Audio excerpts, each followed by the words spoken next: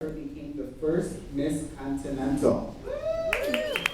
It's fair to say that Chilli set the precedent for the success of the 32-year-old pageant. Phil Donahue, Jerry Springer, and a 30-year-old friendship with Oprah Winfrey, Chilli has given of her time and talent to raise funds for HIV/AIDS causes, but has also played an important role in advocating loud and fierce. Chilli Pepper.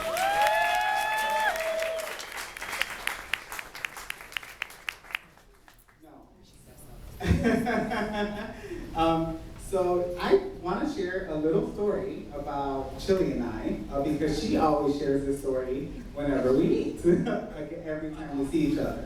So I made a painting of Chilli Pepper because I wanted to honor her at a silent auction that we did, and she has that painting in her house. And I took some photographs of Chilli Pepper that night, and then Chilli can tell you the rest. I'm still waiting for you. I don't tell you how fabulous that was. So now it's going to be not the serious part, because she did all that. You were fabulous, and you're very, very important. So I want to know, Chilli, tell me a little bit about the Chilena part of you. So you're Chilena, hablas español, you are bilingual, and your parents are from? From South America, from Chile. My mother says so. So, do I have to speak Spanish now? Is the part where I start speaking Spanish? But everybody understands English, right? Oh, you do?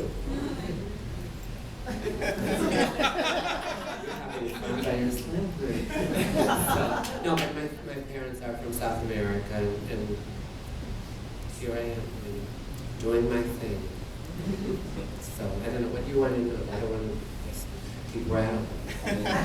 I want to know what was your connection early on to when you were doing all those interviews with Jenny Jones, with Phil Donahue, Jerry Springer, and talking about HIV/AIDS at the time. What was your personal connection? Well, there wasn't a personal connection. You were seeing people who were dying, and a lot of people weren't doing anything because they didn't understand what was happening. People were dying all around you, and they were dying very quickly. So I was blessed by having lots of media exposure. And because of that, the media has such a big, big power. People don't believe it, that the media can make or break anything. And when you go to run a show like Donahue, which is a very legitimate show, and then Oprah, and then Joan Rivers, and people like that, who don't understand our way of living, and maybe they never will, but they allowed me to speak for people who could not speak. And it became very, like it was really, they would invite me to all sorts of shows and all sorts of charities and things like that, because like, I hate to even say this, but like Elizabeth Taylor was a very, very big force with the AIDS community. But she didn't start doing that until her son and her daughter-in-law got AIDS. When it comes to your homes, that's when you become more involved. You should have been involved to begin with because you were seeing your friends die. So that's what it was about for me. And I'm not trying to be Mother Teresa or anything like that, but the point is that if you don't say it, nobody else is going to say it, because a lot of times they're afraid to say it, or they think if they go on the media, they're going to say, oh my God, this one is, this and that and that. And for the longest time, people were saying, if you ate after someone, you were going to get AIDS, and if you breathed on them, you were going to get AIDS, and if you kissed them, you were going to get AIDS. But then we should all be dead, because people have been kissing children for the last 30 years, 40 years. So you don't get it. But I understand that they didn't understand it. And they're raised on a different time. So if they're raised and they don't even have a gay friend, they don't know what's going on. So if you go in public and they sometimes look at you and think, well, that person is a little odd. Well, it's not only to you, but it's not up to me. So that's really, and so the TV media and a lot of the magazines like People magazine. I was the first person to do AIDS benefit for, and it was in People magazine that the Fendi sisters donated a big fashion show. And it was the first one of every kind like that donate. The Fendi sisters are a powerful Italian family. They're 10 sisters and they all do different things. Some do bags, some do perfumes, some do different things. And they were the first ones to donate money to give to people with AIDS. So that's really good. When you're doing these interviews,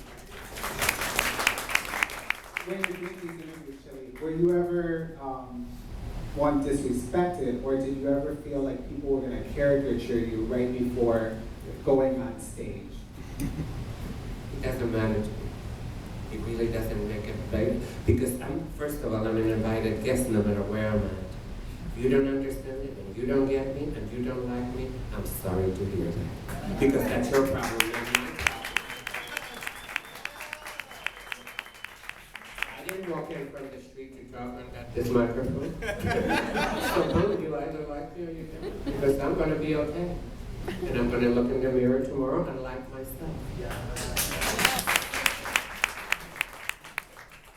Where do you hold all of that history? So I know that you also collect a lot of the materials of your own life experiences, right? But where do we find that? Where can we get that? You mean like the things that I've done? Yeah. I save those things, but those things a lot of times don't mean anything to anyone but to me. Because I was friends with Oprah for 20-some years, and most people don't know that her brother died of AIDS. Most people want to say she's a lesbian and she's her and Gail are having sex daily and all that. That's all ridiculous. She's gay-friendly because she chooses to be gay-friendly, and her brother died in her arms at 23 years old of AIDS. So how could you not be gay-friendly? And it teaches you one lesson. With billions of dollars, you cannot buy one good day of life. So that's the thing. And so she's always been like that. Because if she would have been a gay woman, she wouldn't have cared. She would have slept with everybody and would have said, you know what? I'm Oprah and I'm fabulous and I have billions and I can buy some.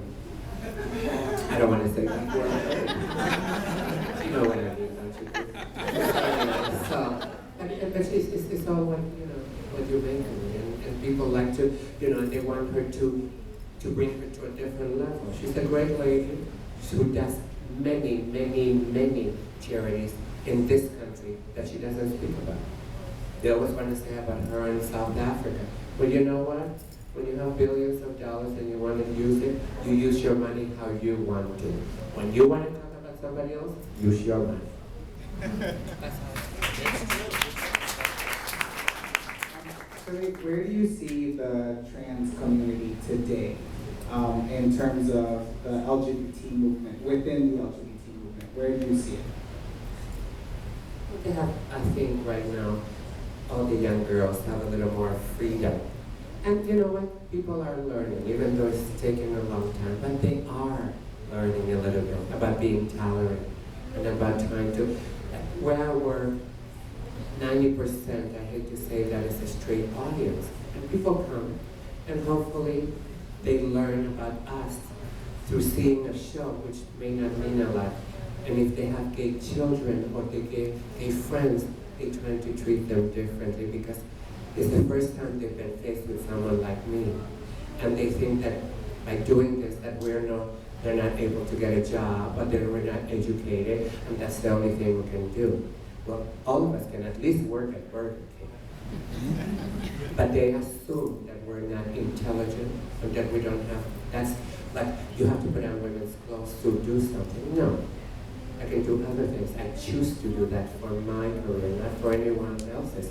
The majority of the gay people are all very well educated. There's many doctors and lawyers and all that who have never put on a skirt and a blouse. And they never will, but that's okay. I can only speak for me. And I can only choose a job for me that makes me happy. Because if you're not happy, there's no guarantee I'll be here tomorrow. So I have to do it for me. And that's what happens. So a lot of people think, well, tomorrow. Well, tomorrow hopefully will come. But we don't know for sure, for some people, And the girls are getting better. They're being like, if the more people be in the press and all that, people will learn and they're not so afraid. It's what it is, it's fear. They're afraid of themselves, you know. Thank you. Chilli, I want to ask you the same question that I asked Mona, which is if there was something, not one thing, but if there was something that you think of that you want the new generation of the LGBT community to know, to keep in mind as the community moves forward on other issues on a national level, what would it be? Like, what do you think should be something that should be preserved that you want the new generation to know?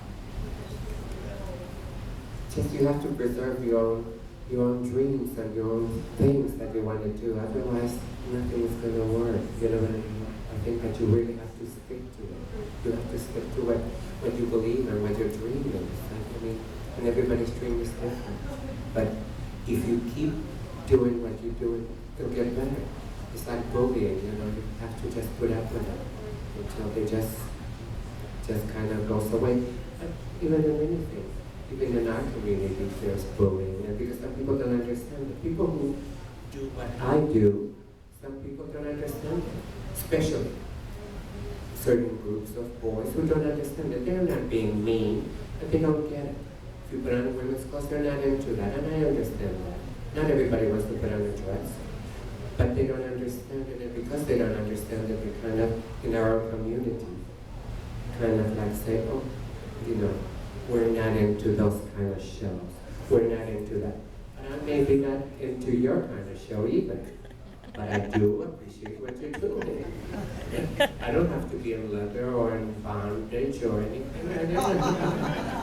I'm just, you know, I'm allowing you to do your bondage. Let me put on my skirt.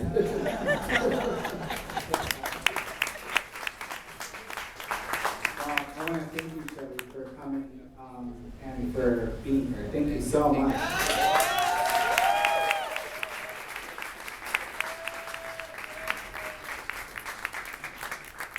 And now, Milani, wake up, girl.